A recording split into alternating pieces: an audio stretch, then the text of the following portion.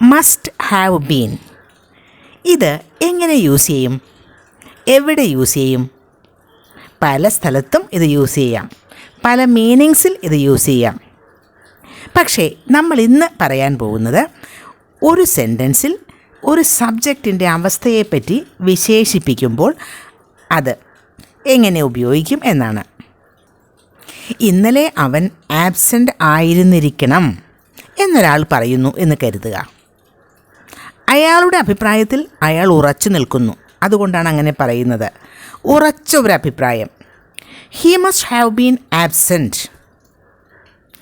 He must have been absent എന്ന് പറയുമ്പോൾ അയാളുടെ അഭിപ്രായത്തിൽ അയാൾക്ക് അത് പ്രൂവ് ചെയ്യാൻ ഒരുപാട് കാര്യങ്ങളുണ്ടാവും.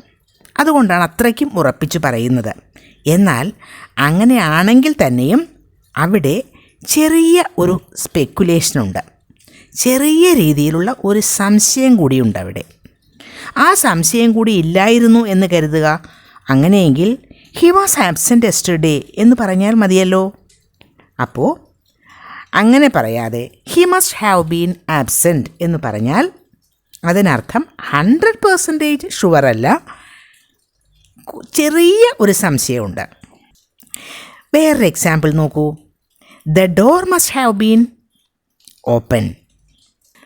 ഡോറ് തുറന്ന് ഇരുന്നതായിരുന്നിരിക്കണം, അതുകൊണ്ടാണ് കള്ളൻ കയറിയത് എന്നൊക്കെ പറയില്ലേ. അതല്ലായിരുന്നെങ്കിൽ കള്ളൻ കയറില്ലായിരുന്നു. അപ്പോൾ അതിനർത്ഥം ഡോറ് തുറന്ന് തന്നെ കിടന്നിട്ടുണ്ടാവണം. The door must have been open. That's why the thief entered the house. ഇത് പാസ്റ്റിലെ ഒരു സന്ദർഭത്തിലാണ് ഇങ്ങനെ പറയുന്നത്. കഴിഞ്ഞു പോയ ഒരു കാര്യത്തെ പറ്റിയാണ് ഇങ്ങനെ പറയുന്നത് എന്ന് പ്രത്യേകം ഓർക്കുക. ഫ്യൂച്ചറിൽ ഇങ്ങനെ യൂസ് ചെയ്യില്ല. അപ്പോൾ വളരെ ഉറപ്പായ ഒരു കാര്യം പറയുന്നതിന് നമുക്ക് മസ്റ്റ് ഹാവ് ബീൻ ഉപയോഗിക്കാം. U must have been interested in music. നിങ്ങൾക്ക് മ്യൂസിക്കിൽ ഇൻട്രസ്റ്റ് ഉണ്ടായിരുന്നിരിക്കണം. അത് വളരെ ഉറപ്പായിട്ട് പറയുകയാണ്. അതല്ലെങ്കിൽ അങ്ങനെ സംഭവിക്കില്ല. You must have been interested in music. നിങ്ങൾക്ക് മ്യൂസിക്കിൽ ഇൻട്രസ്റ്റ് ഉണ്ടായിരുന്നിരിക്കണം.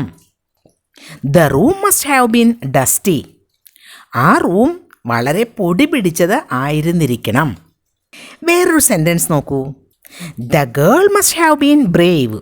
ആ പെൺകുട്ടി വളരെ ധൈര്യം ഉള്ളവൾ ആയിരുന്നിരിക്കണം. He must have been rich. അദ്ദേഹം റിച്ച് ആയ ഒരാളായിരുന്നിരിക്കണം. ഇവിടെയൊക്കെ 99% ഉറപ്പായിട്ടുള്ള ഒരു കാര്യം പറയുമ്പോഴാണ് നമ്മൾ മസ്റ്റ് ഹാവ് ബീൻ എന്ന് ഉപയോഗിക്കുന്നത്. അത് ആ ഒരു സെൻറ്റൻസിലുള്ള സബ്ജക്റ്റിനെ പറ്റിയാണ് പറയുന്നത്, ആ സബ്ജക്റ്റിൻ്റെ ഒരു അവസ്ഥയെപ്പറ്റി. അപ്പോൾ ഇത്തരം സെൻറ്റൻസസ് കൂടുതലുണ്ടാക്കി പ്രാക്ടീസ് ചെയ്യൂ.